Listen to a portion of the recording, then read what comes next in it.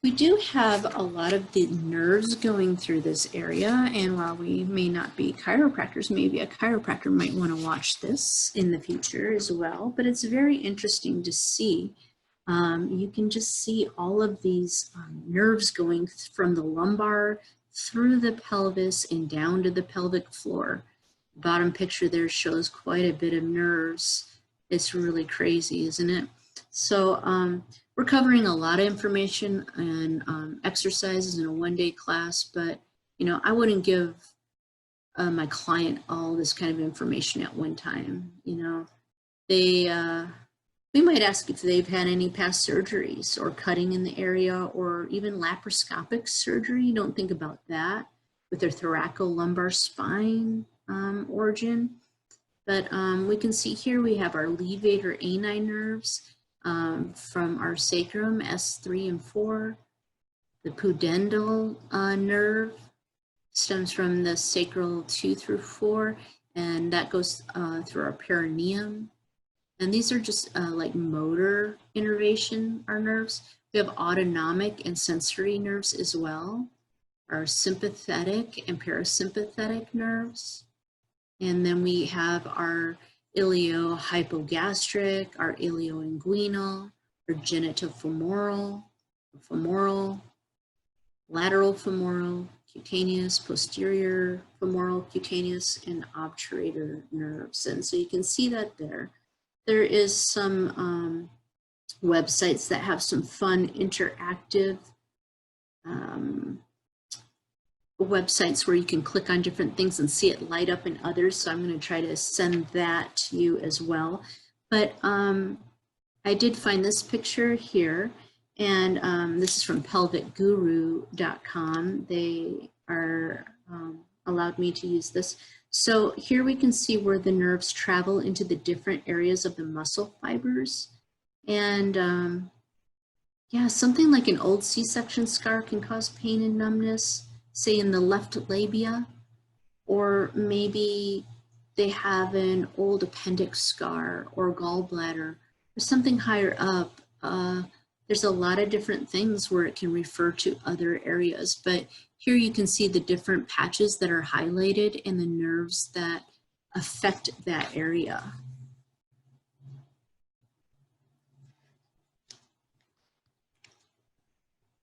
Okay, so chronic pelvic pain definition: pain in the abdominopelvic region for at least 6 months with no known cause, may be chronic, intermittent, or cyclical in nature.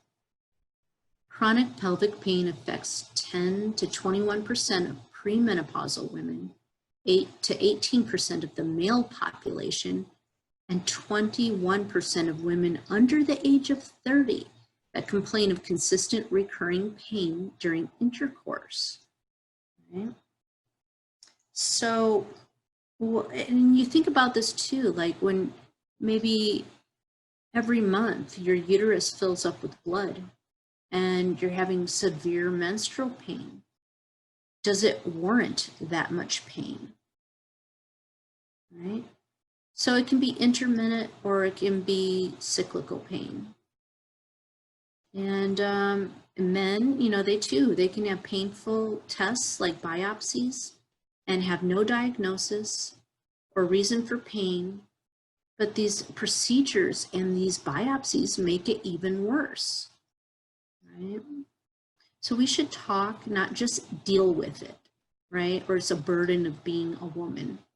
We need to advocate for our care, demand it, and if you don't like the answer, go see somebody else. Has there been a proper screening or diagnosis? Are there interstitial cystitis symptoms or lesions present? Can they sit? Can they have sex? What is the bladder doing? Do symptoms improve with pelvic floor muscle exercises? Or is there too much tension and they need to relax their pelvic floor? So my cat actually has interstitial cystitis, but yeah, they say it's like a migraine in your bladder. It hurts really bad. Painful bladder syndrome. I don't know how that's different, but urethritis, urethral pain syndrome, chronic non-bacterial prostatitis, chronic non-bacterial, yeah, that's not inflammation. That's just pain in the area. When you hear prostatitis, it sounds like inflammation, but it's just referring to pain in the prostate. Again, many have invasive tests that come back negative, and why? I don't know. Maybe the muscles are just too tight. The pudendal nerve is the main nerve of the perineum, right? And we could have nerve entrapment in there for the ilioinguinal. Having menstrual pain, vaginismus or anismus, a condition where the anal sphincter really can't relax during defecation. So you have a hard time eliminating. And then, yeah, piriformis syndrome might not be the piriformis. Let's find out if it's not getting better or techniques aren't working. Levator ani syndrome. It's a type of non-relaxing pelvic floor dysfunction. Its main symptom is constant or frequent dull pain in the rectum caused from a spasm of the levator ani muscle. Proctalgia fugax is a functional anorectal disorder characterized by severe intermittent episodes of rectal pain that are self-limited. Right. So, I mean, there could be medications, it could be muscles, you just don't know. I know at one point when the HCG diet was really popular, I was on that. Well, coincidentally, I was having such severe cramping, even when I wasn't having my period at the time, and really bad. I went to the gynecologist and they told me that I had adenomyosis and that I should have a hysterectomy. Could you imagine? I mean, it was so severe, it felt like one of my ovaries was gonna burst. So I wanted to get help. And anyway, I wasn't really considering getting that, but a lot of people do. And when I found out it was just from the HCG, and I stopped the medication and the pain went away. So I also found out it causes ovarian cysts and that can grow and pop. So unrelated, but story that sometimes, you know, we need to get a proper diagnosis. Don't go tearing out your organs from your body. Kind of scary that they would tell me to do that. All right. So chronic pelvic pain can also have some comorbidities that go along with it. Right, so there's a high correlation with depression, right? So if you can't sit and you can't walk and you can't have sex and you can't eliminate, or all of these things, right? If you can't do everything you love, then you might start feeling depressed, right?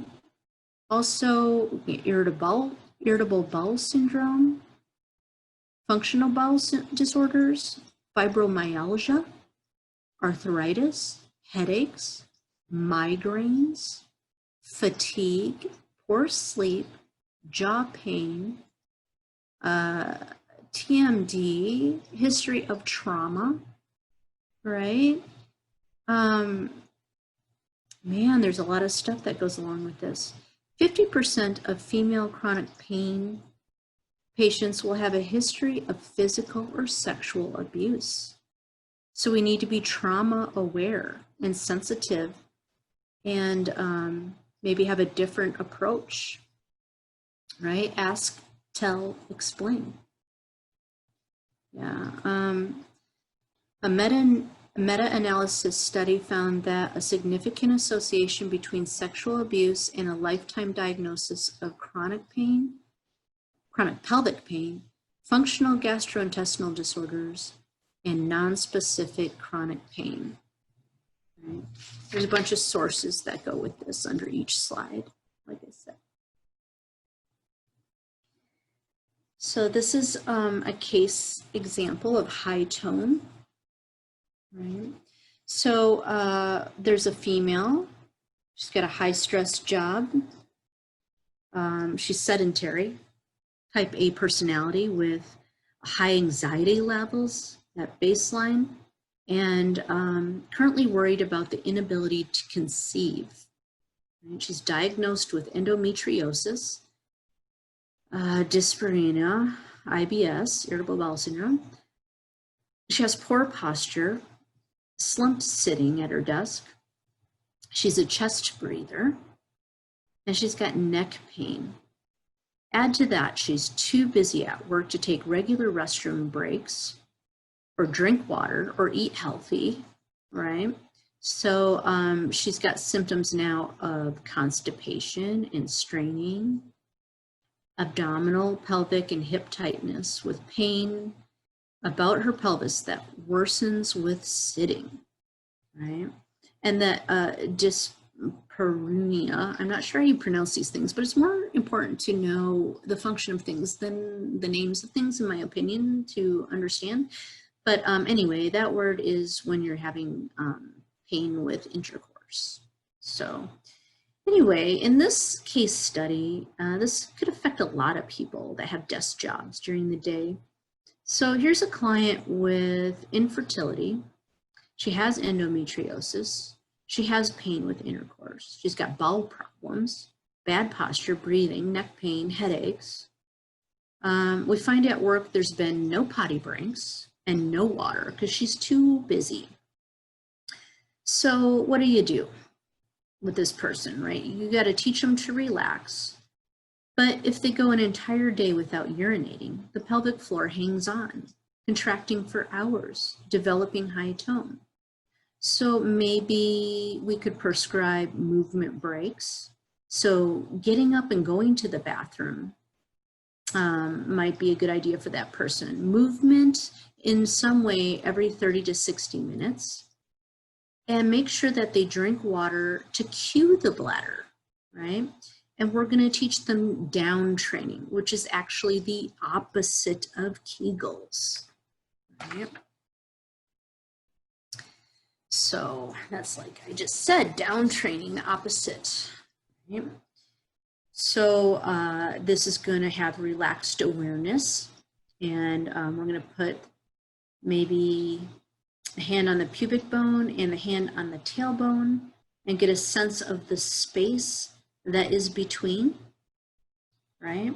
So let's just do another lab here. Let's sit back on the towel on our chair and let the muscles expand and relax, right? We can do our 12 o'clock and our 6 o'clock, right? And imagine a hammock that goes between those 2 points and the space in between, and relaxing the pelvic floor. Right, so you could do some imagery here. You could imagine laying an egg, right? Expand on our bony landmarks if we could make them go further apart, and sink into the hammock. Or bloom your flower. I don't know. I saw that somewhere. I never got that for birth or anything. Okay. And we can do some diaphragmatic breathing. And notice on the exhale, exhale is a natural recoil or lifting up, right? So as we breathe in, it comes down, and as we exhale, it recoils up.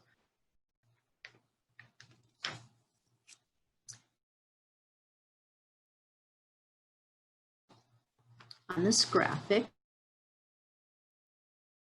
at the same time here. So you want to be fully functional in the entire range of motion. one hand on your lower belly, right? Maybe it's easier if you lay down, right? And sometimes we need to give permission to let it all hang out, right? Sometimes the social pressure makes you think that you must suck in your stomach all the time, but no. So imagine a piston moving down, inhale, and up, exhale. Our pelvic muscle should drop with the inhale and rise with the exhale. And this is essential for establishing resting tone of our pelvic muscle, the pelvic floor muscles. So air entering. You might be feeling a little sleepy right now. It's very relaxing. You know why? The vagus nerve, right? I wanted to talk a little bit about this.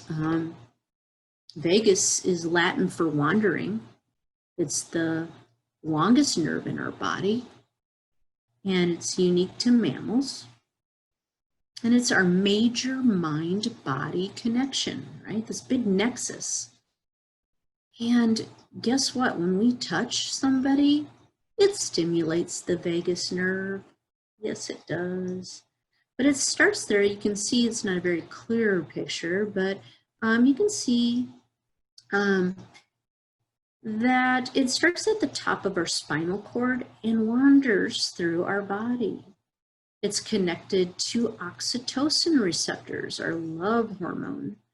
And oxytocin, because of that, this nerve is called the love nerve, or the caretaking nerve in your body. It's related to a strong immune response as well, right? So the more we touch, the more that we will stay healthy. It also regulates our inflammation response. And so from the top of our spinal cord, it travels down and it helps to orient our eyes to make a connection with somebody else. We gaze into their eyes, and in our neck muscles, it goes down and helps us to nod when we understand somebody and vocalize. And then it goes down and coordinates our breathing, right? Our heart rate. So every time you take a deep breath in, your heart rate goes down as your lungs and your heart talk to each other. Okay? And from there, it goes down to our spleen and our liver, and it helps with digestive properties.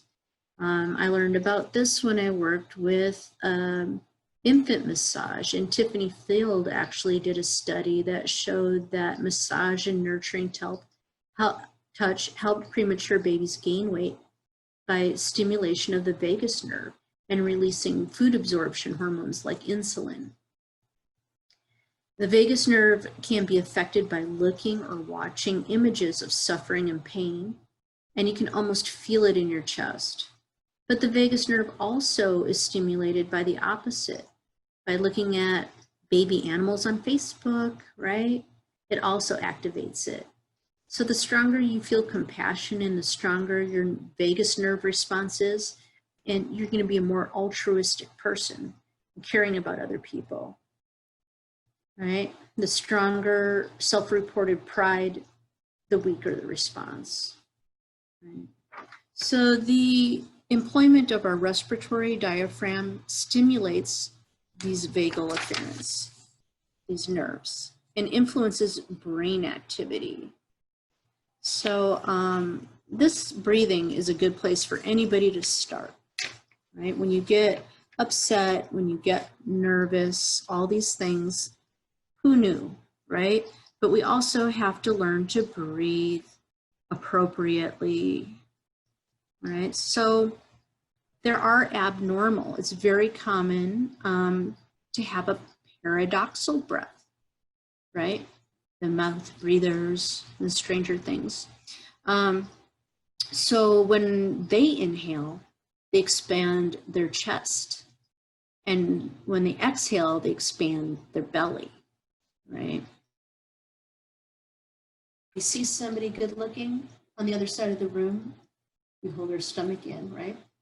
But we shouldn't be like, like this and raise our chest. No, when we exhale, that's when it goes in. Not when we inhale, that's the opposite, right? When I exhale, that's when it goes in. Inhale out, exhale in. And at the same time that's going on, our pelvic floor, as we exhale, should come up. And as we inhale, come down and out. In and up, out and down.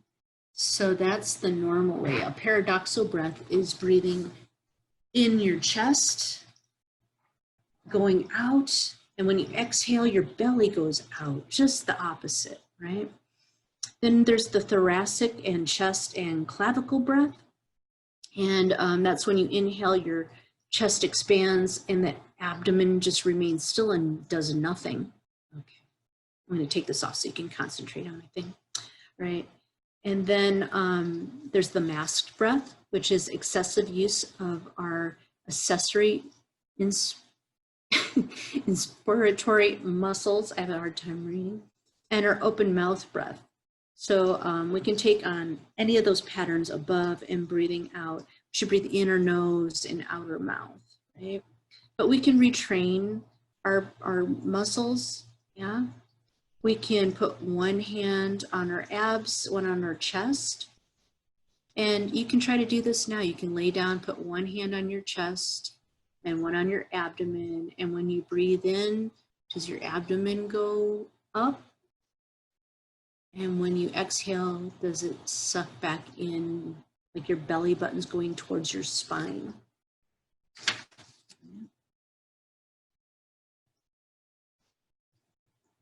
So we have some homework to do, right? At home, we want to have our posture supported and comfortable so that our muscles relax.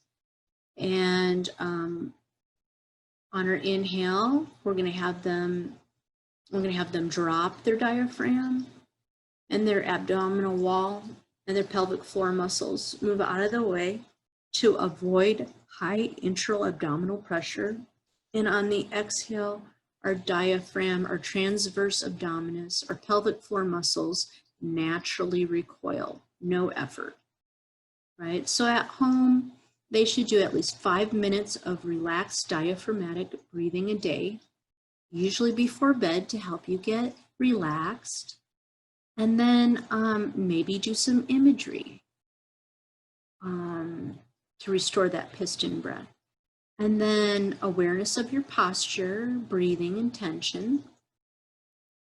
And they should also do a little stress management, okay?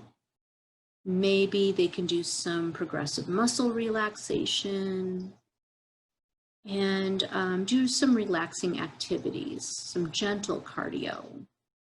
Their workouts may be stretching and yoga instead of running and jumping type of exercises if they're trying to relax their pelvic floor. I think I do have a video here for a diaphragmatic release. This, you can use some tools as fingertips, soft knuckles. You could use your thumbs, a soft fist, or you can actually use some cupping. We can begin with light strokes and gradually move a little bit deeper, but we're going to work with their breath. And yeah, so let's look at this video real quick.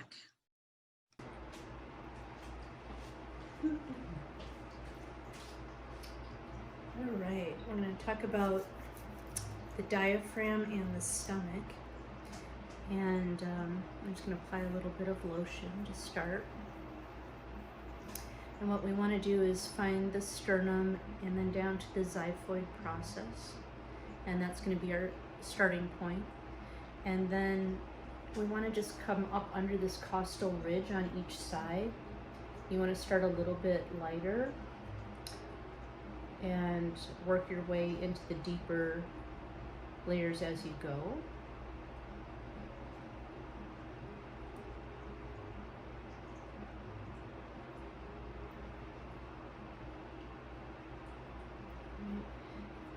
And I can, just like some of the other techniques, work with breath. And as I hook into the fascia, I can have my client take deep breaths in.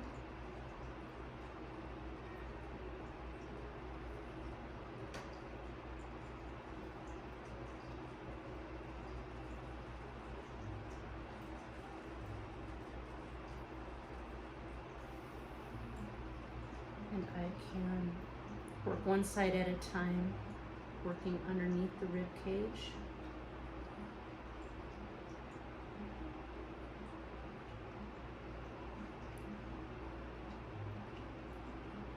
And I can have her do some pelvic tilts back and forth.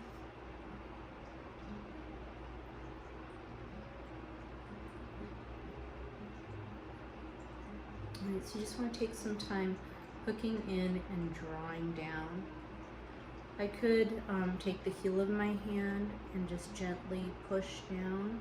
This works better without any lotion, and go through breathing exercises. I try to hook my fingertips under with a soft fist, and I'm not applying a lot of pressure, but if your fingers are out, then they might go into an area you don't want to be in. So I just kind of tuck them under and use the heel of my hand, or you could use like the thenar eminence. I just like to have my wrist in a neutral position. However it is comfortable for you, you can use fingertips or thumbs or soft knuckles or soft fist. So explore some of the tools. But we're trying to bring the diaphragm down, but we can also try to bring the stomach down too. Sometimes with anxiety, the stomach will go up into and attach underneath the diaphragm, blocking off some of the vessels like the vena cava, and can cause aortic aneurysms and things like that. So if you ever feel a pulse, then you need to lighten up and not do this technique. Make sure that we're not working on those. You can also use a cup, like I have some silicone cups. If you've had any training with that, pretty simple to attach. You just put your fingers here, not over, but on the edge, while you press in here at the same time. I can come up right in the center and apply the cup, right? And as she breathes, I can drag it down and release. And just make several passes with the bigger cup in general. It just depends what size cup you use to what size the rib cage is. I could go down a level and make little circles using a counter pressure to pull away and give a little bit of a tensile stretch. And release. This grabs onto the fascia and the muscle and helps drag it down.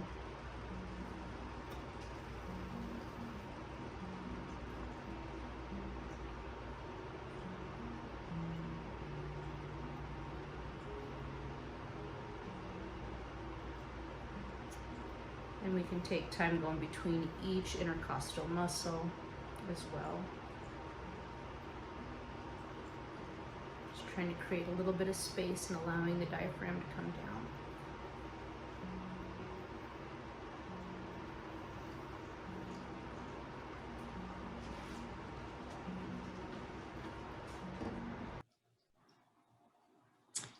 All right, so we want to think also about pulling the stomach down from the diaphragm if it's restricting and blocking blood vessels, and hooking into that fascia and have them take deep breaths.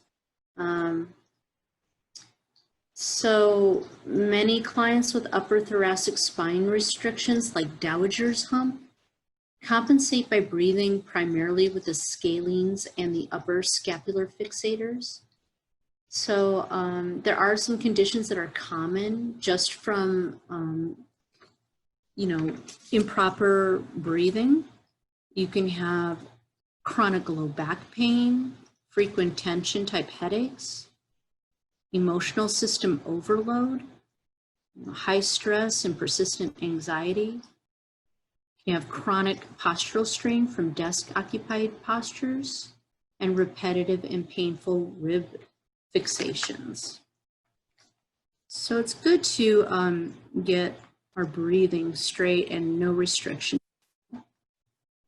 Here is a rib lift that we can do in the sideline position.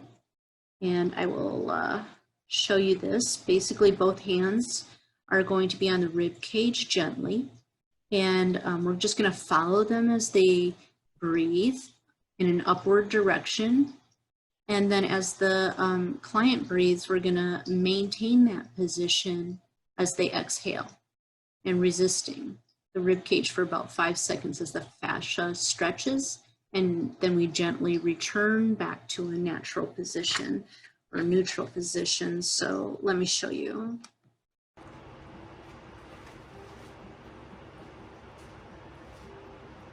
Okay, with the rib lift, we're just going to find the bottom of the rib cage and just simply place our hands on there very lightly, just enough to hold the skin.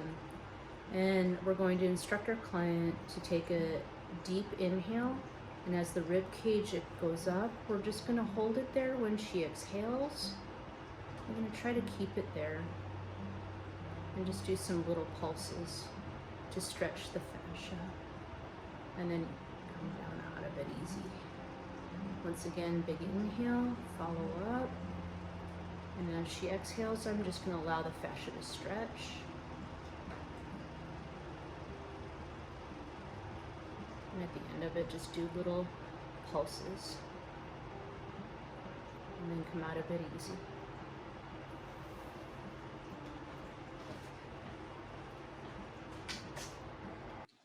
And here we have just creating a little bit more space with breath. Doing a forearm pry bar. You can see in the upper photo to the right how I might push into an anterior tilt with the pelvis while the rib cage is moving anterior, and the opposite in the bottom photo. Then we can push them into a posterior tilt while the rib cage is going posterior. Let's see me do it to Caitlin.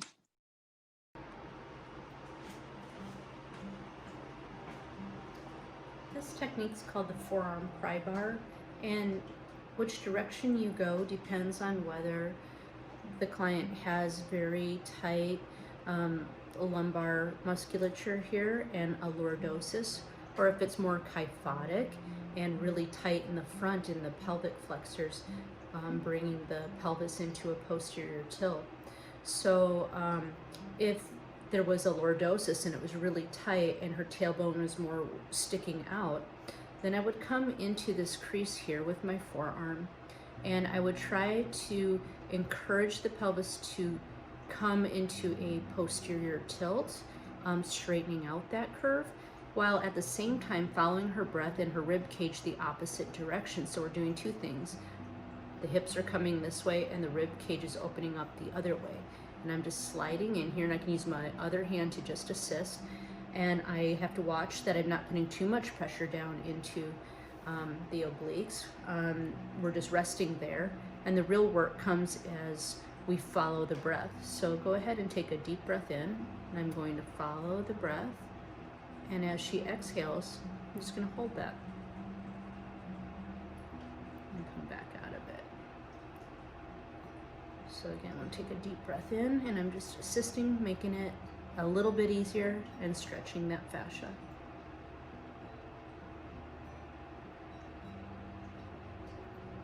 Versus if it was the other way, I'd use my other arm, same area.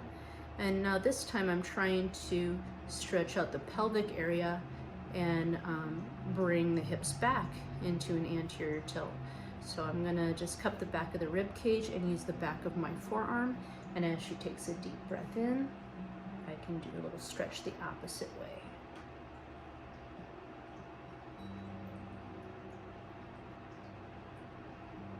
When the breath is completely done, I can come out of it easy.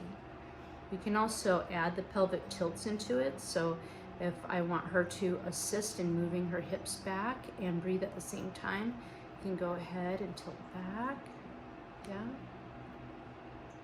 And as she exhales, you can come back out of it with her.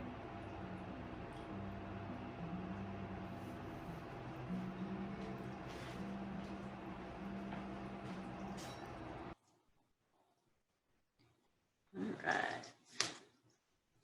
So a couple more for relaxation of the pelvic floor for high tone, because that's usually who I end up seeing in my office. And when they have low tone, they end up seeing the pelvic floor therapist, a physical therapist. I was going to have a panelist. I have a friend who is a yoga teacher, and she was going to do this, but she's not here. So I think I'm just going to skip this. Basically, it was like a 3-part breath where you breathe into your belly first, and then your chest, and then your upper ribs, and then all the way up to your clavicle. And then you go back and exhale from all those things. But I'm not a yoga teacher, so I'm going to skip that for right now. But I have done this quite a bit, progressive muscle relaxation, and this is just a photo, it's not the whole thing. Basically what we're going to do is bring about awareness to any tension in your body. And when done regularly, this can be sort of a Pavlov dog response just when touching the person in the future. So because your touch is associated with relaxation. So beginning, you're going to lay the person down and you're going to get them comfortable, and they're going to take some deep breaths, just normal breaths, and relax their entire body. They might even make a sigh out loud. Right? And then we're going to place our hands with just slight pressure in each area, just enough to make them concentrate only on the area that's being touched.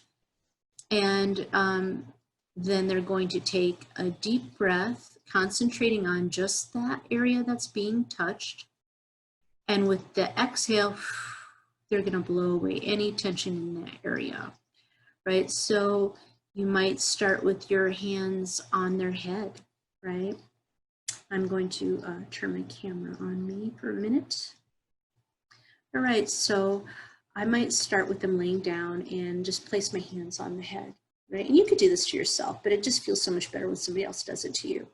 So you close your eyes and hands touching there, and you're going to concentrate only on that area. When you're ready, you take a deep breath in, and with the exhale, you blow it all away, and then you go to the new spot, maybe the eyes. Oh, it's bright in here, right? So I'm going to concentrate only on my eyes. And then I'm going to take a deep breath in, and with the exhale, blow it all away. I could go to the top of my shoulders and my neck, concentrating only on this area, right? Is there any pain in this area? And when you're ready, you take a deep breath in, and you blow it all away. Right? We can put our hands on our tummy, concentrating only on that area. Is there any pain in there, digestive issues, anything going on? And with the inhale, we fill up all good energy. And on the exhale, blow it all away. We can continue this as detailed or longer in between as we want, going down the thighs, the knees, the shins, the feet. We can even stop at the end doing a final roll call, feeling healing energy coming from your hands through the bottom of the feet, all the way up the legs, the torso, the chest, the head, doing a final check to see if there's any tension in any of these areas. And with one last inhale, you fill it up and blow it all the way down to the feet. And you take that and throw it away, right? And it's very relaxing to do before bed. It's great to do with children, body awareness. Sometimes you don't even realize that you're holding tension in these areas until you do that. But that's called progressive muscle relaxation. And it's not only a good way to relax, but if every time you are inhaling and exhaling, you're working your pelvic floor, which I'm going to go over a little bit more, detail how those muscles are actually working coming up. But yeah, by the time you get through the whole body, you will have done, you know, what, maybe 10 to 20 Kegels. Yeah, so it's great.